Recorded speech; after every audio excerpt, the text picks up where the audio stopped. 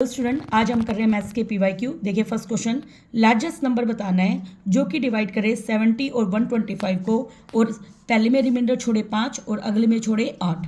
तो देखो largest number में हम SCF निकालते हैं और स्मॉलेस्ट नंबर में हम निकालते हैं LCM। तो देखो रिमाइंडर छोड़ रहा है तो 70 में से पहले का रिमाइंडर है 5, घटाएं तो कितना आ जाएगा 65।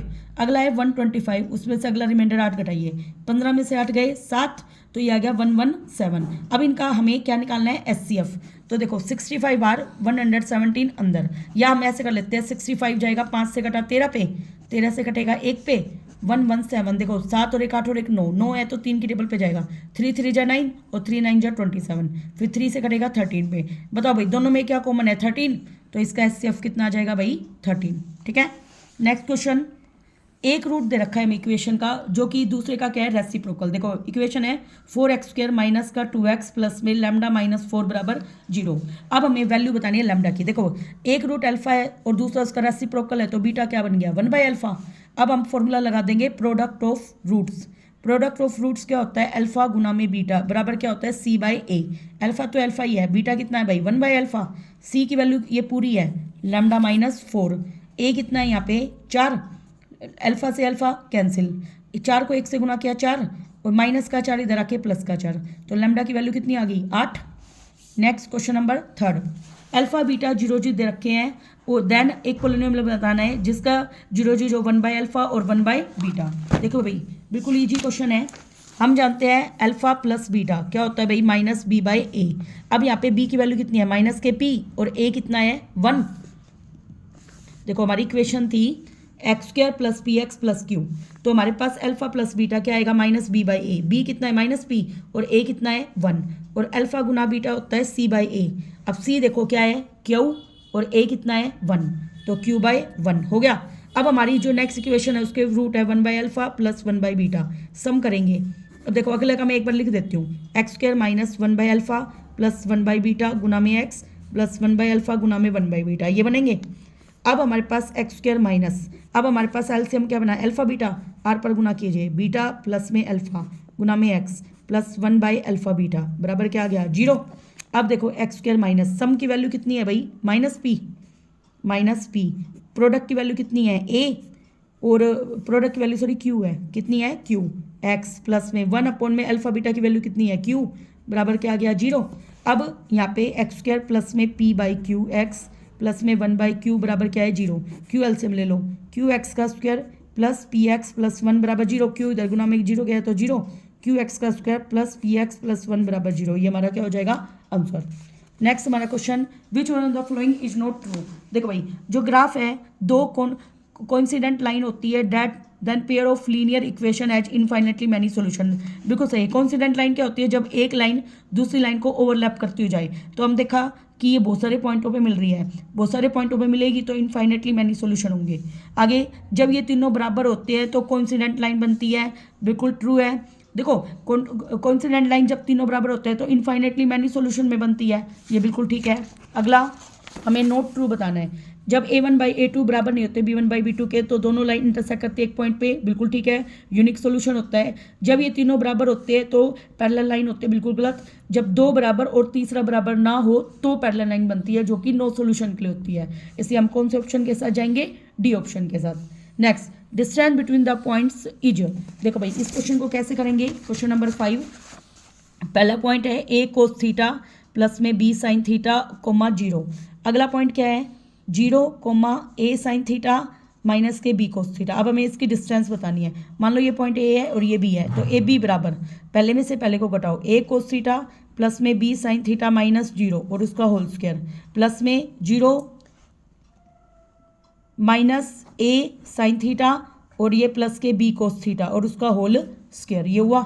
अब A का square cos square theta plus में B का square sine square theta plus में 2AB sine theta cos theta plus में ये देखो A माइनस B है ये, तो B का square cos square theta plus में A का square sine square theta minus का 2AB sine theta cos theta, same से सेम कैंसिल।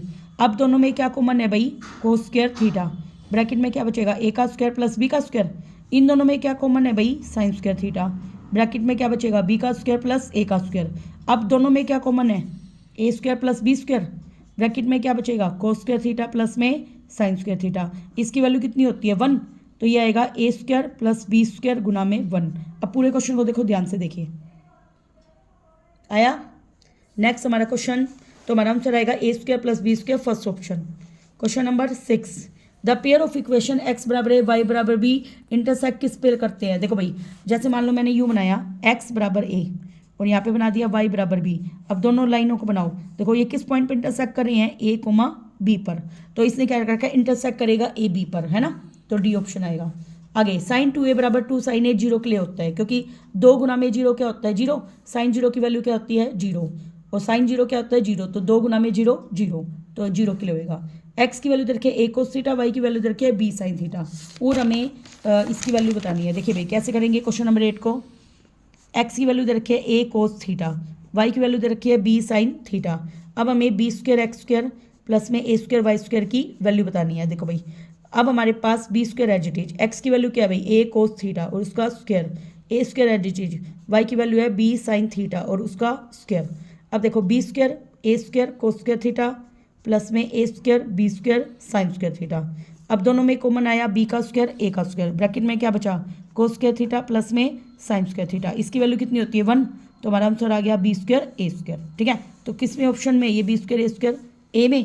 अगला एक question number 9, triangle A B C similar किसके है ट्राइंगल डी ई एफ के, और हमें दुगना ए बी का दे रखा है डी ई के बराबर और बी सी बराबर दे रखा है 8 और हमें ई एफ बताना है। देखो भाई कैसे करेंगे, देखो भाई यहाँ से ए बी बराबर बटे में डी ई क्या आ जाएगी 1/2, देखो इस 2 को तो मैं डिवाइड में लेगी और डी को नीचे ले आई, हो गया।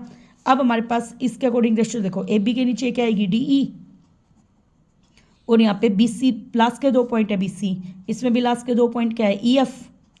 ए बी की वैल्यू क्या है, देखो ए बी बटे में डी ई की वैल्यू कितनी है 1/2, बी सी की वैल्यू है 8 बटे में ई एफ, आर पर गुना करो, ई एफ बराबर 8 दूनी कितने हो गए 16 सेंटीमीटर, हो गया। नेक्स्ट हमारा क्वेश्चन नंबर 10, देखो भाई पी क्यू आर और ट्राइंगल, देखो भाई इसमें क्या रखा है पी क्यू पहले 2 पॉइंट और बटे में एल एम 2 पॉइंट, फिर क्यू आर और एम एन होना चाहिए, इसने क्या रखा है एन एल।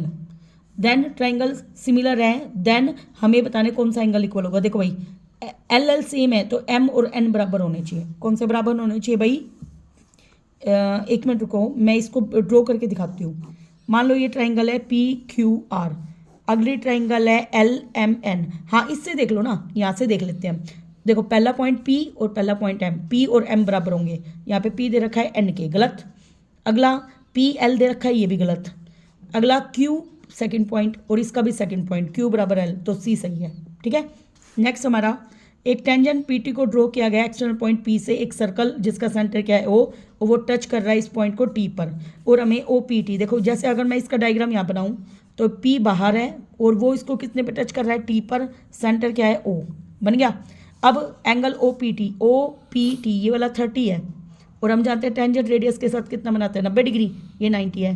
एक ट्रायंगल और 3 एंगल का जोड़ कितना होता है 180, तो 90 और 30 कितने हो गए 120, 180 में से 120 घटाओगे तो कितना आएगा 60।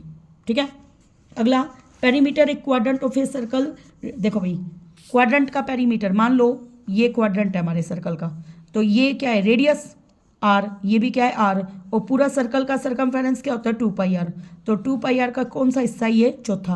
अब इसका पेरीमीटर क्या आएगा आर प्लस में 2πr बटे में 4, आर की वैल्यू दे रखे 7, 7 + 7 2 गुना में पाई की वैल्यू 22/7 गुना में 4, आर भी कितना है 7, 7 से 7 कट गया, 2 से कटा 2 पे, 2 से कटा 11 पे, 7 और 7 14 में 11 जोड़े तो कितने हो गए 25 सेंटीमीटर, हो गया।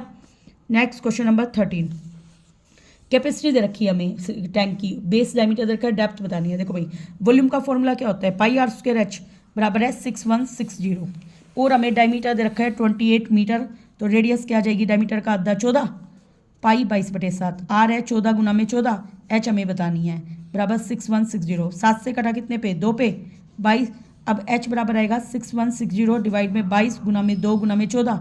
अब 22 से भाग करो 6160 को, 22 दूनी 44, 11 में से 4 गए 7 और 5 में से 4 गया 1, 6 ये 8 पे जाएगा 280 आ गया, ये कितना आ गया 280, 14 से कटाइए 20 पे, 2 से कटाइए 10 पे, तो h की वैल्यू आ जाएगी 10 मीटर।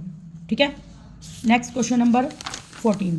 देखिए भाई, cumulative frequency is required to find. देखो CF से हम क्या निकालते हैं, मीडियन।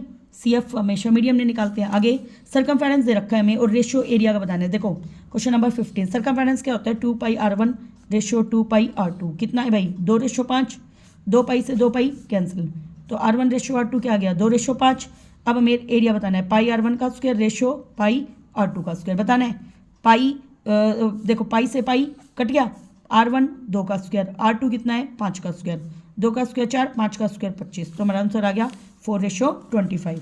नेक्स्ट हमारा वेट ऑफ 40x रिकॉर्ड किया गया है और हमें लोअर लिमिट बतानी है मॉडल क्लास की। मॉडल क्लास में सबसे बड़ा कौन है, देखो भाई सबसे बड़ा कौन है 15, तो इसको हम बोलते हैं मॉडल क्लास। क्या बोलते हैं भाई, मॉडल क्लास।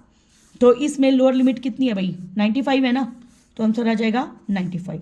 ओके, नेक्स्ट हमारा PA denote the probability of an event. देखो भाई PA की वैल्यू कभी भी नेगेटिव नहीं हो सकती, लेस देन 0 नहीं हो सकती, ये रॉन्ग है।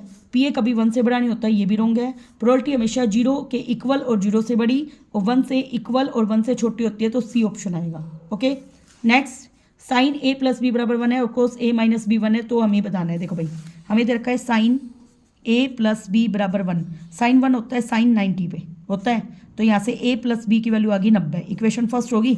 आगे कोस A - B बराबर किसके दे रखा है भाई 1 के, कोस 1 होता है कोस 0 पे, तो A - B = 0 है, ये सेकंड।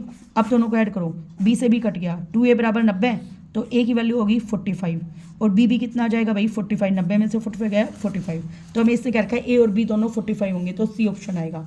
नेक्स्ट हमारा 19 और 20 दो क्वेश्चन रह गए। देखिए भाई जो लीस्ट नंबर है जो डिवाइड करता है 24, 36 और 12 गिव्स रिमाइंडर 3 इज 75। देखो लीस्ट नंबर में मैंने बताया था एलसीएम निकालते हैं, तो देखो भाई 24, 36 और 12 हम पहले इसका एलसीएम निकाल लेते हैं। 2 से कटेगा कितने पे भाई 12 पे, 2 से कटेगा 18 पे, 2 से कटेगा 6 पे, 2 से कटेगा 6 पे, 2 से कटेगा 9 पे और 2 से कटेगा 3 पे। अब इसको 3 से कर लेते हैं, 3 से कटेगा 2 पे, 3 3 9, 3 एकम 3, मल्टीप्लाई करो, 2 दूनी 4, 4 3 12, 12 दूनी 24 है ना, 24 से कितने हो गए 72 और रिमाइंडर को हमेशा ऐड करते हैं, तो 72 में 3 रिमाइंडर जोड़े तो 75, तो ये हमारा क्या है ट्रू।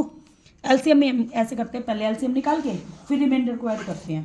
अगला जो HCF गुना में एलसीएम बराबर होता है प्रोडक्ट ऑफ 2 नंबर, ठीक है ये भी ट्रू है, लेकिन ये इसका रीजन नहीं है, इसलिए बी ऑप्शन आएगा।